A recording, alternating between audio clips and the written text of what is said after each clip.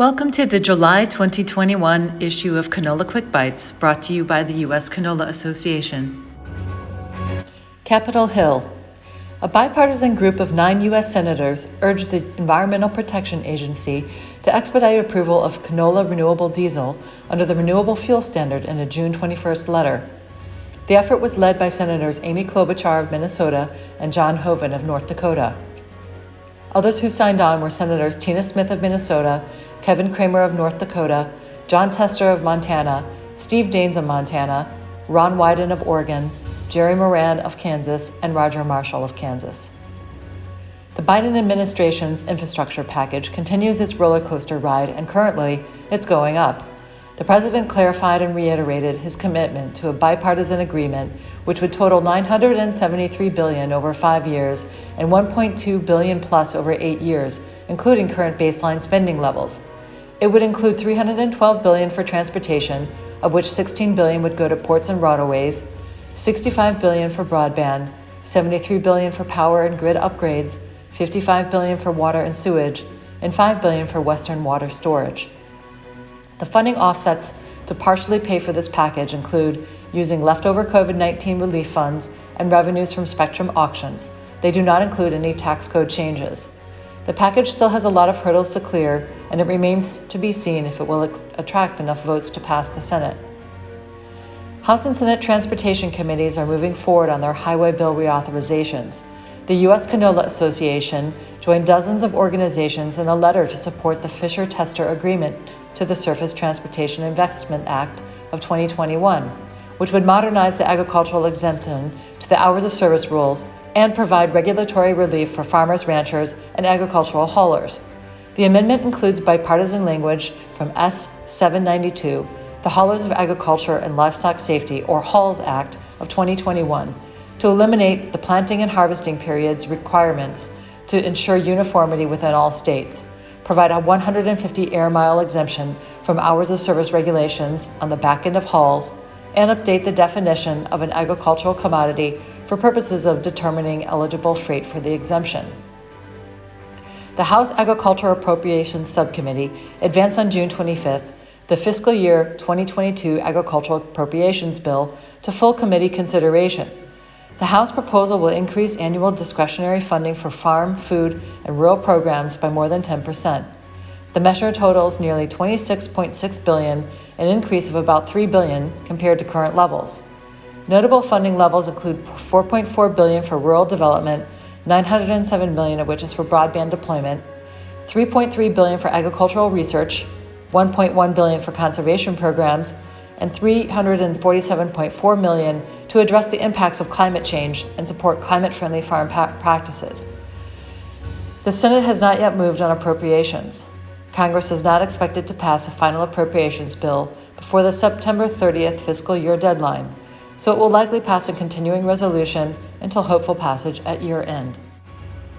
On June 24th, the U.S. Senate voted 92-8 to pass the Growing Climate Solutions Act, a bill intended to facilitate farmer participation in private agriculture and forestry carbon markets.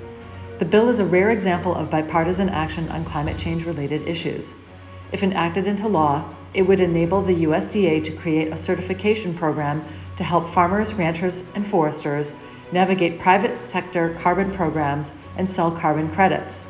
The increasing number of private sector carbon offset markets creates an opportunity for landowners to generate revenue for activities that cut emissions or pull carbon dioxide from the air into soil and to trees. The legislation is backed by a broad coalition of agricultural groups, including the American Farm Bureau Federation, as well as major environmental groups like the Environmental Defense Fund and Nature Conservancy. However, the bill has been criticized by some climate change activists who prefer mandatory emissions cuts rather than offset or carbon credit trading programs, and opposed by others who do not believe the government should play a role in carbon markets. The Growing Climate Solutions Act still has significant hurdles to clear before becoming law.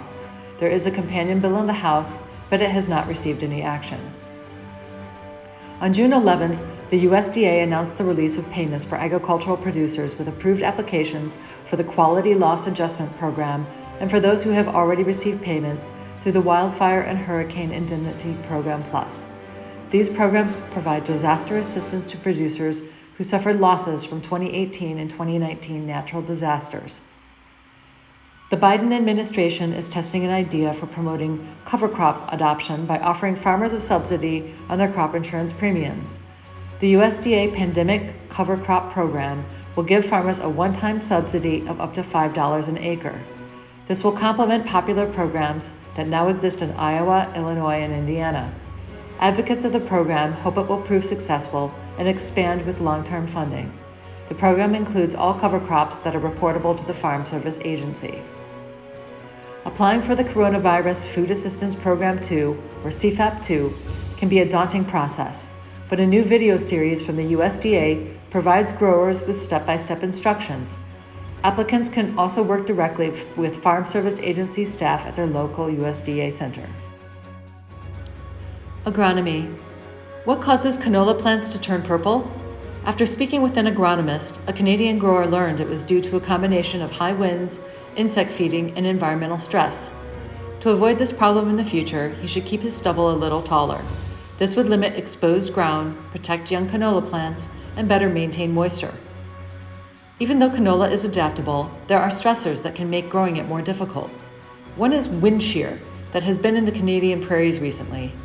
Ken Wall, Grow Team Advisor with Federated Cooperatives Limited, says, "Often what happens is you get the cotyledons sheared off the stem, and typically the growing point is right between the two cotyledons when the plant first comes out of the ground. So if you lose that, the plant is done. But if the growing point is still intact," he adds, "chances of survival are good.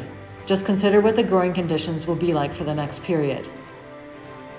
The USDA National Agricultural Statistics Service's June 30th acreage report pegged planted canola acres at slightly more than 2 million, up 178,000 acres or 9.8% from 2020. North Dakota planted 1.68 million, up 170,000 or 11.3%. Kansas and Oklahoma acreage stabilized at 7,000 and 13,000 respectively, up a combined 17.6%. Minnesota acreage increased to 58,000, up 8,000 or 16%. Washington planted 95,000, an increase of 2,000 or 8.3%, while Montana acreage declined to 150,000, down 5,000 or 3.2%. Nutrition. Do you know canola oil is really good for your heart? The American Heart Association recognizes canola oil in its Heart Check food certification program because the U.S. Food and Drug Administration authorized a qualified health claim of the oil's ability to reduce the risk of heart disease. This approval allows companies to put the Heart Check mark on product labels so consumers can identify them as heart healthy. Other country news. A surge in canola processing in Saskatchewan is expected to result in a more than 50% increase in Canada's canola crush capacity, which could have major trade flow implications. In addition, Cargill, Ceres Global Ag, Richardson International, and Viterra have announced plans to build new plants in Saskatchewan. This could have serious implications for U.S. canola trade, with crops crossing the border into Canada. Global Affairs Canada announced that Canada will be proceeding with the next step of the World Trade Organization dispute settlement process to restore full market access for canola seed exports to China. The restrictions, which have been in place for 2 years, were sparked by the arrest of Meng Wanzhou, CFO of Hawaii. Canada is confident its canola meets the trade standards set by China and seeks to settle the dispute. Latest industry news. The Minnesota Canola Council is hosting its 18th annual Canola Hackers Golf Scramble on July 14th. It's $100 per 4-player team or $30 per person up to 72 players. The event will feature a field day at 9:45 a.m. at the Northern Resources Cooperative Field and the scramble at 11:30 a.m. at the Oakcrest Golf Course in Rousseau. Teams and individuals must register by July 2nd.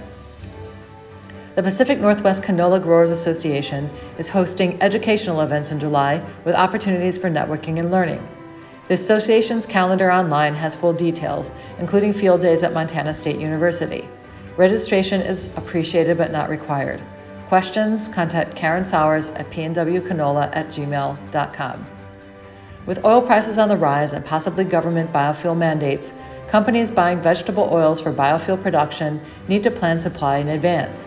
Additionally, farmers and crushers need to think about expansion to meet the growing needs of customers and compete with new biofuel standards. About the USCA. The USCA joined the National Biodiesel Board and industry partners in a letter to Congress on policy priorities, highlighting the $17 billion annual economic impact of the biodiesel and renewable diesel industry, 65,000 jobs supported by it, and carbon benefits it delivers. In 2020, the United States used 3 billion gallons of renewable diesel and biodiesel, which achieves an average 74% reduction in carbon emissions compared to petroleum diesel. The industry also touted a recent study demonstrating substantial reductions in healthcare costs and outcomes that communities can achieve by switching to biodiesel. The letter calls on Congress to support future extension of the biodiesel tax credit through 2025 and the Renewable Fuel Infrastructure Investment and Market Expansion Act of 2021. It also encourages the EPA to issue annual rules in a timely manner, approve new feedstocks and pathways, and ensure science-based life cycle scores. The USDA submitted comments to the USDA on biotechnology's benefits to supply chain resiliency in response to the agency's request for information. The USDA joined 11 other groups, including the Biotech Innovation Organization, American Society of Agronomy, Crop Science Society of America, and Soil Science Society of America, to outline the scientific innovations, such as biotechnology, that have resulted in environmental and societal benefits and must continue to be part of a strategy to improve the supply chain. The groups urged the USDA to maintain trade normalization efforts both for existing technologies as well as continuing to develop predictable, consistent international regulatory approaches for new innovations, such as gene editing. The USDA announces Samantha Davis as the new USDA industry representative for Bayer Crop Science. She replaces Mindy Whittle, who retired. Mark Hansen, commercial manager of ADM's plant in Velva, North Dakota, is the new USDA board representative for ADM. He replaces retiree Eric Mack in both positions. Get social with us on Instagram, LinkedIn, Facebook, Twitter, YouTube, and TikTok. Want to promote your products or services to canola producers and industry members? Go to our advertising pages on uscanola.com to learn more about advertising in this e-newsletter or uscanola.com.